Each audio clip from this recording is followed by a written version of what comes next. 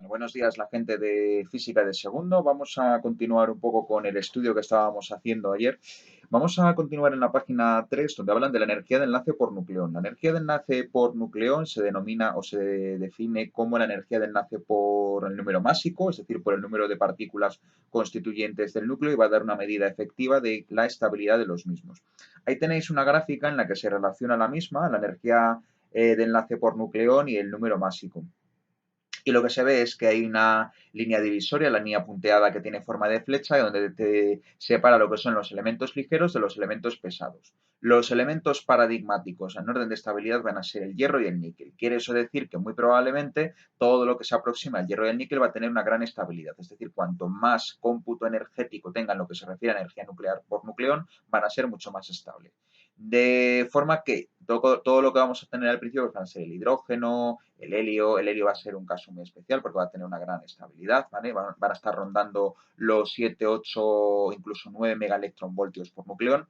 Y un poco lo que tenéis ahí es todo situado. Todo lo que quede con un número másico muy elevado ya van a ser núcleos pesados. Núcleos pesados que tienden a la inestabilización. ¿Por qué? Porque lo que les ocurre es que llega un punto en que la paridad que se establece entre el número de protones y de neutrones se empieza a perder y empieza a existir una gran cantidad de número de neutrones mayor, bastante mayor que el número de protones. Eso hace que los núcleos se inestabilicen y por tanto sean núcleos que van a tener propiedades radiactivas. Aquí se pues, son los tipos de emisiones que pueden existir para analizar lo que es la radiactividad, que fue descubierta por Becquerel en el año 1896 y observó que las sales de uranio encerradas en un pañuelo eran capaces de velar una placa fotográfica, todo ello encerrado en un cajón, es decir, fue un descubrimiento casual. Poco tiempo después, los esposos Curie, Joliot y Marie Curie, pues fueron capaces de descubrir que no solamente el uranio tenía esas propiedades radiactivas, sino que también el polonio y el radio. El polonio lleva su nombre por la nacionalidad de Marie Curie, porque ella era polaca, aunque se casó con Joliot, que era francés. Y luego, pues el radio, que va a tener propiedades radiactivas. De hecho, el radio debe su nombre a esto, a lo que son las propiedades radiactivas.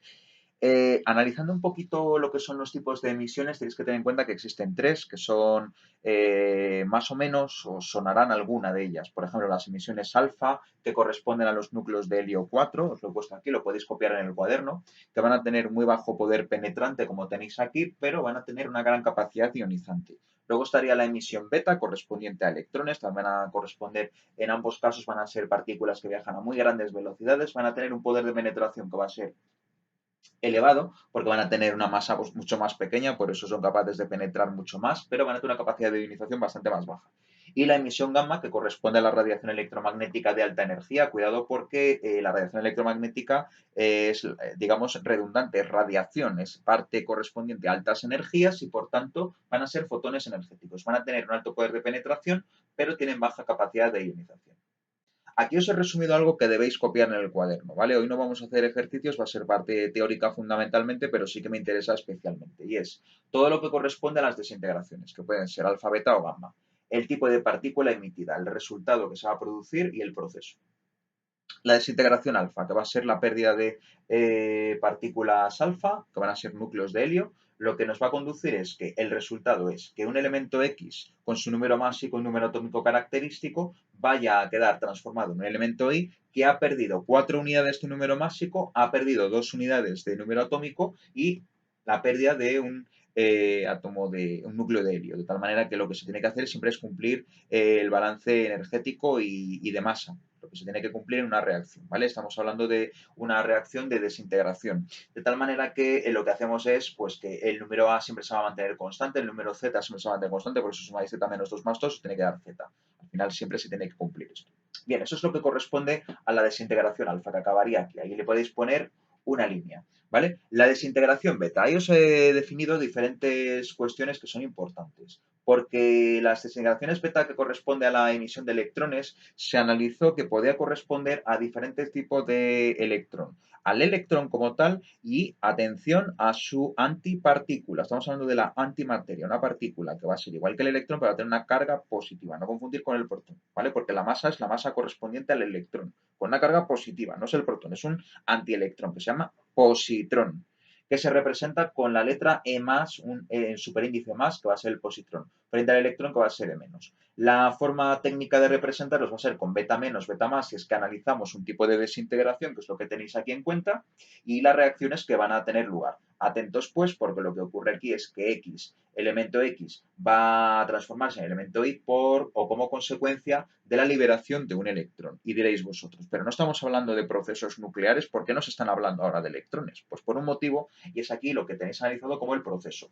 Atentos. Yo tengo en cuenta que un neutrón que está en el núcleo se puede automáticamente descomponer en un protón. La notación tiene que ser esta. El neutrón va a ser 1, 1, ¿vale? Copiaros 1, 1, flecha, protón con su carga positiva, no tiene número atómico, se representa con un número másico de 1, más la liberación de un electrón que va a representarse con un -1 donde aparece el número atómico, 0 como número másico, puesto que no tiene masa comparativamente hablando dentro de lo que son los protones y los neutrones, por eso se representa con un 0, más lo que representa esta letra Nu, que lleva un gorrito aquí encima, que es lo que representa, lo tenéis aquí puesto, el antineutrino.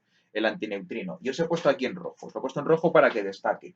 El antineutrino se postula su existencia como consecuencia de que lo que fundamentalmente en toda reacción se tiene que cumplir es que el principio de conservación de la energía es intocable, se tiene que mantener siempre. Por tanto, para que la energía se mantenga constante, el propio Pauli en el año 1930 postuló la existencia de esta antipartícula. Pauli es el mismo que el que establece la escala de electronegatividades de los átomos en la tabla periódica. El propio Fermi que es el que la bautiza con este nombre, la que denomina una partícula que la va a denominar antineutrino, que es la antipartícula del neutrino. Son unas partículas con un tamaño muy pequeño, sin carga eléctrica, pero bastante más pequeñas que los neutrones. Por eso se habla de los neutrinos, neutrino y antineutrino. El antineutrino liberado de la descomposición que tenga el neutrón. ¿Y qué es lo que pasa con el protón? Pues le pasa algo parecido. El protón se tiene que descomponer en un neutrón, va a liberar un positrón y va a liberar un neutrino. Y el neutrino, para diferenciarlo del otro, se va a representar con la misma letra Nu, pero sin el gorrito. Neutrino y antineutrino constituyen estas partículas que salvaguardan el principio de conservación de la energía en estos procesos nucleares. De tal manera que aquí tenemos ya explicado por qué surgen estas partículas que de entrada no van a estar en el núcleo, cómo van a ser los electrones. Pues van a surgir sencillamente por el hecho de que protón se puede descomponer en neutrón más, protón se puede descomponer en un neutrón más su antipartícula, lo que es el electrón y el positrón respectivamente, ¿vale? Que lo tenéis aquí. Y luego se podría dar también dentro de estas desintegraciones beta, que es algo importante, lo que se denomina una captura electrónica. La captura electrónica simplemente consiste en lo mismo, nada más que en lugar de liberar electrones, ese átomo puede captar electrones, lo tenéis aquí representado como 0 menos 1 E, cuidado con esto, 0 menos 1, el neutrón es 1, 1 y el protón va a ser 0, 1, ¿vale? Que es lo que tenéis ahí. Perdón, 1, 0. Y esto va a generar el elemento I y el número másico, que es invariable, y luego el Z, que va a ser Z menos 1, ¿vale? Simplemente eso es lo que tenemos ahí en cuenta. Bueno, todo ello constituye la desintegración beta. Y lo último que tenemos es la desintegración gamma. La desintegración gamma, que la hemos dicho, radiación electromagnética constituida por fotones de elevada energía, van a ser fotones gamma, y esto necesita que tengamos lo que se denomina un núcleo excitado. Por eso lo ponemos con un asterisco, como tenéis aquí, este asterisco con los dos números, A y Z, que se supone que se está viendo bien desde casa. Me voy a acercar un poco porque lo tenéis que copiar en el cuaderno para que lo copiéis bien. Ahí lo tenéis, ¿vale? Ahí lo estáis viendo, ¿sí? Ah, eso es lo que tenéis. Y la liberación de gamma. Gamma se le suele poner un 0, 0, ¿vale? Porque no tiene masa, no tiene partículas, es una partícula que ya sabemos que son los fotones. Los fotones de alta energía, igual que los fotones en general de la luz, son fotones, son partículas que no tienen masa en reposo, no tienen masa de ningún tipo, ¿vale? Y ya está. Eso simplemente va a ser lo que respecta a esto. Bueno, pues ahora vamos a ver las leyes de la desintegración radiactiva, que son las leyes de Soddy y Fajans.